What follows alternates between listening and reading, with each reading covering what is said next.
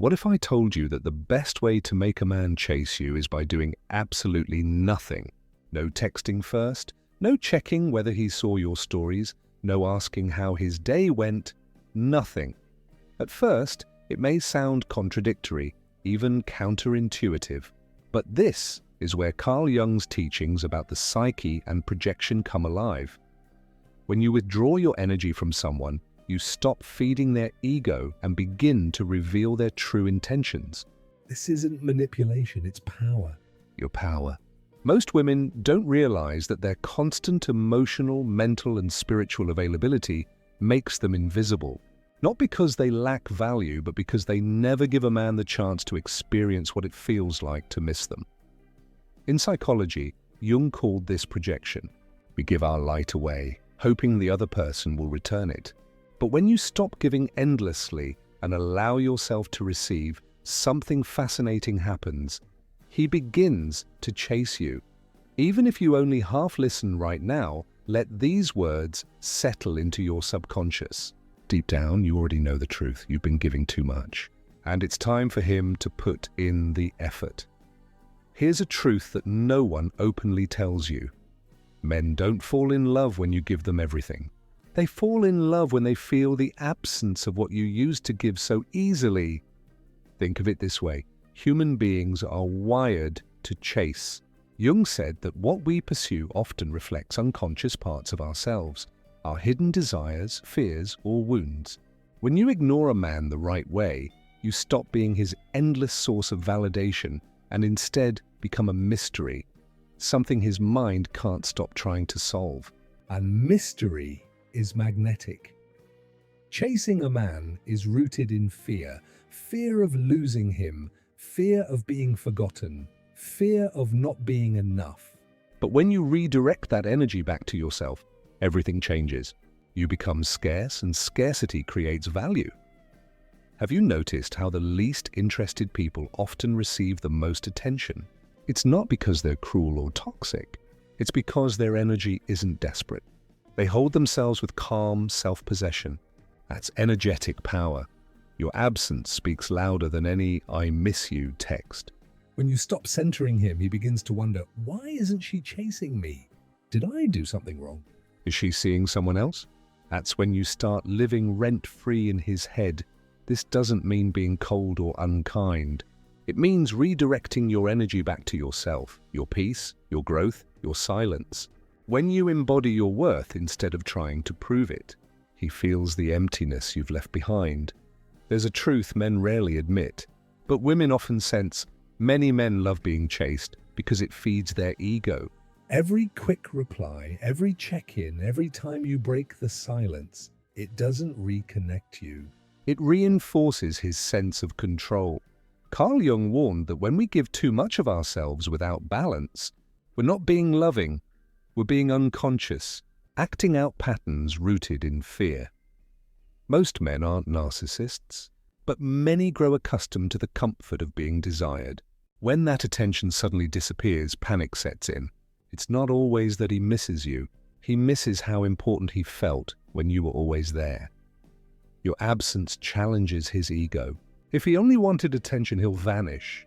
But if you truly matter, he'll seek you out. Silence becomes a filter, separating shallow, ego-driven interest from genuine care. Jung said we all wear masks, personas that hide our true selves. When you're always available, you feed his mask, validating the surface. But when you pull back, he's forced to confront what lies underneath. That discomfort, that crack in his mask, is your power. So how do you stop feeding his ego without cruelty? Simple. Don't reply instantly. Don't initiate conversations. Don't explain your silence. Don't post stories just for him to see. Let your absence breathe. Let your mystery do the work. You're not here to prove your worth. The right man will recognize it in your presence and prove it in your absence. When you stop giving so much, something remarkable happens. Your energy resets. You stop begging for crumbs and instead become the whole table. Suddenly, the man who thought he had you secured realizes he may have lost the best thing that ever happened to him. When you ignore, you say more than you think. Many women believe they need to explain themselves to be taken seriously, but Jung taught that the soul often expresses itself through what is unsaid. Silence isn't emptiness, it's tension. It's mystery. It plants seeds of doubt in his mind.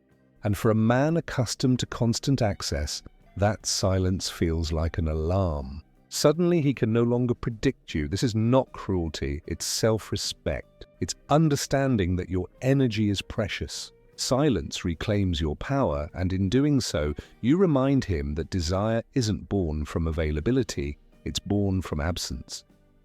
When you master the art of ignoring the right way, you step into your power. And in that space, he has no choice but to chase what he suddenly realizes he may never deserve. He doesn't know what you're thinking, and that uncertainty drives him wild. What's taken for granted is eventually lost, but what disappears without explanation becomes an obsession. When you choose not to react, not to respond, not to intervene, you create a void that forces him to reflect. Where did I go wrong? Why isn't she chasing me anymore? What changed? And in that silence, something remarkable happens. Not only does he begin to value you more, but he's also confronted with his own emotional immaturity. Jung called this process facing the shadow, the parts of ourselves we deny, avoid, or bury. When you walk away quietly, you force him to face his. The discomfort he feels isn't about you, it's about him. That's why silence is not punishment. It's revelation. Every message you don't answer, every call you don't return, every moment you choose peace over pleasing him sends a clear message. I'm no longer playing this game. I've chosen myself. You don't need to block him. You don't need to ignore him out of anger. You simply disappear in the calmest way possible. Not to manipulate, not to punish, but to remind yourself that you're no longer the woman who chases someone incapable of seeing her. When he feels that emptiness, he will react. Maybe with a flood of messages, maybe with passive-aggressive comments, maybe even with anger. But don't mistake that reaction for love. It's his ego scrambling to reclaim what no longer belongs to him. And if he truly cares, he won't let go so easily. But this time, the power to decide whether he is worth your time rests with you. One of the most powerful strategies is to stop providing explanations. When you are always available, always clarifying, always fixing, he doesn't have to think. You're doing the emotional labor for both of you. But when you step back, when you stop explaining, when you simply vanish into your own life, silence fills with questions. Why did she pull away? Did I push too far? Was she unhappy? That curiosity, that nagging doubt, is what compels him to come back. Jung said the unconscious speaks in symbols. When you withdraw without drama, without leaving obvious clues, you become a symbol, an enigma he cannot decode, but desperately longs to. Men don't chase what's obvious. They chase what unsettles them, what makes them think, what forces them to question themselves. If he assumes you'll always be there, he has no reason to move. But when one day you're no longer as present, no longer as quick to respond, no longer pouring your energy into him, something inside him awakens. He begins rereading old messages, scrolling through your photos, replaying conversations in his mind, wondering whether he made a mistake. That gap you created becomes a weight on his heart. And like all human beings, he wants to close the gap. But here's the crucial part. Don't be the one to close it. Let him come forward. Let him ask the questions, make the effort, show his intentions. If you rush in to explain, to ease his discomfort, you shatter the mystery. The spell is broken. This isn't about manipulation or playing games, it's about truth. You're not testing him to win.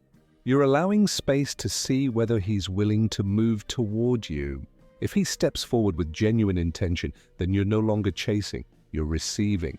Your silence became the mirror, your absence the message. And if he wants your presence again, he'll have to prove he's grown. You are not here to be an option, a backup, or a source of validation. You are here to be chosen fully and intentionally. And if that requires silence, then silence becomes your most powerful act of self-love. There's a quiet beauty in the woman who walks away without shouting, without bitterness, without drama. She doesn't justify or beg, she simply leaves. This is not coldness. It is evolution. Carl Jung described individuation as the process of becoming your true self, separate from the roles and expectations imposed by others. When you walk away from a man who cannot meet your worth, you are stepping into that exact process. You are no longer seeking validation outside. You are rediscovering it within, and when you do, everything changes. Your energy becomes different. You laugh to yourself without needing an audience. You get dressed, do your makeup, and move through life for your own joy, not his approval. You fall asleep without checking your phone, without waiting for his name to appear. And that version of you, the woman who chooses herself, is radiant. He may not say it aloud, but he feels it. He senses that your energy is no longer his to consume. He notices you're not as reactive, not as available, not as predictable. He sees that you're rebuilding yourself in a way that no longer depends on him. And here's the paradox. The distance that first felt like loss transforms into a brutal magnet of attraction. Because now you don't need him. And nothing is more magnetic than a woman who is whole within herself. Men feel it when a woman is no longer orbiting their world. They sense it, they smell it, they can't explain why, but they begin to miss her. They try to reconnect, to win back what she has already outgrown. But remember this truth. You didn't walk away so he would chase you. You walked away so you could finally return to yourself. They say that if he returns, it should never be because his pride was bruised or because his ego couldn't handle losing control. If he comes back, let it be because he truly recognized your worth, because he finally understood your value, and because he genuinely desires to grow with you. You are not here to beg for love or chase after scraps of attention. You are here to embody love, to attract it naturally from your wholeness. This is why it's so important to disconnect, not to punish him, but to reconnect with yourself. When you do that, something powerful happens. Your inner light, the kind of light no one can take away, begins to shine brighter than ever. And that glow draws in exactly what you deserve. Boundaries are set not by explanations or endless conversations, but by actions. Carl Jung once said, "What is not integrated into our consciousness manifests as destiny." In other words, if you don't fully embrace your own value, you'll continue to attract people who fail to see it. That's why walking away silently, without arguments, drama, or warnings, is such a profound act of self-respect. Boundaries don't need to be announced. They need to be lived. Not replying to messages meant to manipulate, not accepting last-minute invitations, and not making yourself available to someone who only comes around when it's convenient. These are unspoken declarations that say, "With me, it's all or nothing." That is true self-respect. You can say, "I deserve more," 1,000 times, but if your actions still accept the bare minimum, those words lose all meaning. He won't take you seriously, not necessarily because he's cruel, but because you are teaching him, through your behavior, that your love is negotiable. But real love isn't negotiable. Real love demands integrity. Setting energetic boundaries is about consistency. If he texts you whenever he pleases and you always respond instantly, you've already shown him where your boundary lies. If he disrespects you with another woman and you forgive without seeing real change, your actions define that boundary. It's not about what you say, it's about what you allow. When a man senses that he no longer has the same access to you, he begins to realize something has shifted, and that shift is you. You're no longer willing to be second place. You're no longer surviving on emotional crumbs. You've stopped waiting for him to hand you the worth you've already given yourself. The beauty of this transformation is that you don't need to scream it from the rooftops. You simply act differently. And that subtle change unsettles the male ego more than anything else, because nothing is more unforgettable than the quiet exit of a woman who chooses herself. No arguments. No accusations, no warnings. She simply removes her presence. That absence leaves a mark. Your silence becomes the loudest boundary of all. It communicates that you will no longer accept less than you deserve. And that quiet strength, that clarity, becomes magnetic. If he comes back after that, let it be because he is ready to give what he once withheld. Let it be because he is prepared to meet you at your level, not because he feels entitled to your energy. As Jung wisely said, when we stop acting from fear, we begin to see reality as it truly is. The same truth applies to love. When you stop insisting, stop chasing, and stop being the one who always takes the first step, the most important truth will reveal itself. Is he truly here for you, or just for what you give him? When you stop reaching out, stop performing, and instead turn your energy inward toward your own life, your peace, your passions, he will feel the shift. And then he has two choices: let you go, or step forward and meet you. That decision will reveal everything. Because the man who wants to stay will stay. The man who values you will not wait until you ignore him to recognize your worth. But here's the secret. Whether he comes back or not, you win. If he doesn't return, you've freed yourself from a man incapable of honoring you. If he does, it will only be because he has chosen to rise to the level of the woman you've become. This is not about playing games, posting stories to provoke him, or sending hidden signals. It's about standing firm in silence, allowing your actions to speak louder than words. If he truly cares, his actions will reveal it. If he doesn't, you've gained something more precious: your freedom and the power to stop investing in someone who was never ready to invest in you. When you stop moving toward him, everything changes. You step out of waiting mode and into queen mode. In that space, only what truly adds to your life is welcome. And if you've reached this place, remember, it wasn't because of him. It was because of you, because something deep within you has awakened. You are the woman who no longer settles. You are the woman who no longer gives out of fear of losing. You are the woman who has chosen herself. Carl Jung once said, don't hold on to those who walk away from you, so that those who want to come close can. That's the essence of this truth. This isn't about making him chase you. It's about remembering that you are worthy of being chosen unconditionally. And when you stop chasing, you begin attracting exactly what you deserve: authentic love, respect, and the kind of connection that honors your soul. Subscribe for more Carl Jung-inspired insights on love, self-worth, and feminine power.